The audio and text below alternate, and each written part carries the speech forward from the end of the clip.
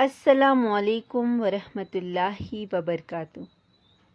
قبر کی پہلی رات کیسی ہوگی؟ حضرت علی رضی اللہ تعالیٰ عنہ کی خدمت میں ایک شخص حاضر ہوا اور پوچھنے لگا کہ اے امام علی، قبر میں انسان کی پہلی رات کیسے گزرتی ہے؟ تو حضرت امام علی رضی اللہ تعالیٰ عنہ نے فرمایا کہ میں نے اللہ کے رسول سے سنا کہ انسان کی سب سے مشکل رات قبر کی پہلی رات ہوتی ہے، جب دوسرے انسان، اس کے دوست، عزیز و اقارب، رشتہ دار اسے دفنا کے چھوڑ کر چلے جاتے ہیں تو وہ انسان روتا رہتا ہے۔ ہر ایک دوست اس کے پاس آتا ہے اور اسے روکنے کی کوشش کرتا ہے کہ مجھے چھوڑ کر نہ جاؤ، لیکن افسوس اس کی آواز کوئی نہیں سنتا۔ حضرت ابو سعید رضی اللہ تعالیٰ عنہ سے روایت ہے کہ حضور اکرم صلی اللہ علیہ وآلہ وسلم نے فرمایا، لوگوں، اپنی موت کو یاد کیا کرو۔ قبر ہر دن اپنے مردوں سے اعلان کرتی ہے کہ میں غربت اور تنہائی کا گھر ہوں، کیڑے مکوڑوں کا گھر ہوں، مٹی کا ڈھیر ہوں۔ جب مومن کو دفن کیا جاتا ہے تو قبر اسے مرحبا کہہ کر خوشخبری دیتی ہے کہ میرے پشت پر چلنے والوں میں سے تو بڑا محبوب تھا، آج میں تیری ہو گئی اور تو میرے پاس آ گیا، آج میرا احسان دیکھ۔ یہ کہہ کر قبر کشادہ ہو جاتی ہے اور جنت کا دروازہ کھول دیا جاتا ہے، جہان سے اس کو تازہ ہوا آتی ہے۔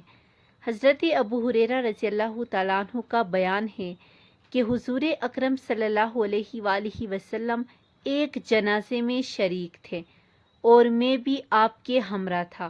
آپ ایک قبر پر بیٹھ گئے اور فرمایا کہ یہ قبر ہر روز بآواز بلند کہتی ہے کہ آدم کی اولاد، تو مجھے بھول گیا۔ کیا تجھے یہ معلوم نہیں کہ میں تنہائی کا، غربت کا گھر ہوں اور کیڑے مکوڑوں کا گھر ہوں؟ مگر اللہ جس کے لیے کشادگی کا حکم فرمائے گا، اس کے لیے کشادہ ہو جاؤں گا۔ اس کے بعد آپ نے فرمایا، اے قبر، تو یا تو جنت کا چمن یا تو پھر آگ کا ایک تندور ہے۔ حضور صلی اللہ علیہ وآلہ وسلم نے فرمایا کہ مردہ جب قبر میں رکھا جاتا ہے تو قبر اسے کہتی ہے، اے ابن آدم، تو ہلاک ہو، تجھے کس چیز نے مجھ سے دور رکھا؟ کیا تجھے معلوم نہ تھا کہ میں کیڑے مکوڑوں کا گھر ہوں؟ تجھے کس چیز نے مجھ سے بہکا کر نڈر کر دیا؟ تو میری پشت پر بہت اکڑ کر چلتا تھا۔ اگر وہ نیک ہوگا تو جواب دینے والا اسے جواب دیں گے کہ اے قبر، تو دیکھ، تو صحیح اس کے اعمال کیسے ہیں۔ یہ اچھائی اختیار کرتا تھا اور برائی سے دور رہتا تھا۔ یہ سن کر قبر کہتی ہے، بے شک یہ نیک تھا، اب میں اس کے لیے سرسبز ہو جاتی ہوں۔ مردے کا جسم اس وقت منور ہو جاتا ہے اور اس کی روح اللہ تعالیٰ کی طرف بھیج دی جاتی ہے۔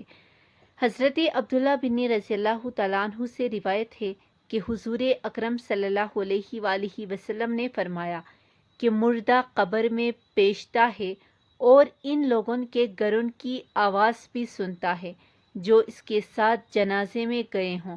مردے سے اس کی قبر کہتی ہے، اے ابن آدم، تیری ہلاکت ہو، تو نے میری تنگی، بدبو، کیڑے مکوڑوں کا خوف نہیں کیا، اس لیے تو نے ان چیزوں سے بچنے کے لیے تیاری نہ کی۔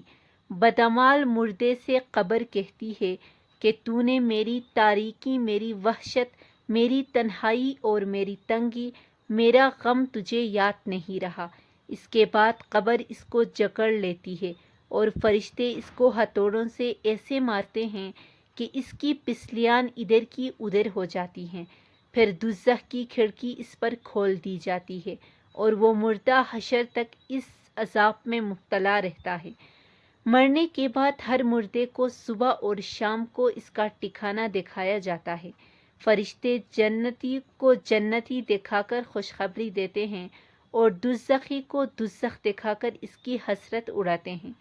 اللہ تعالیٰ سے دعا ہے کہ ہم سب کو مرنے سے پہلے مرنے کی تیاری کرنے کی توفیق عطا فرمائے، آمین ثم آمین۔ اگر میری ویڈیو اچھی لگی ہو تو اس چینل کو سبسکرائب کرنا مت بھولیے گا۔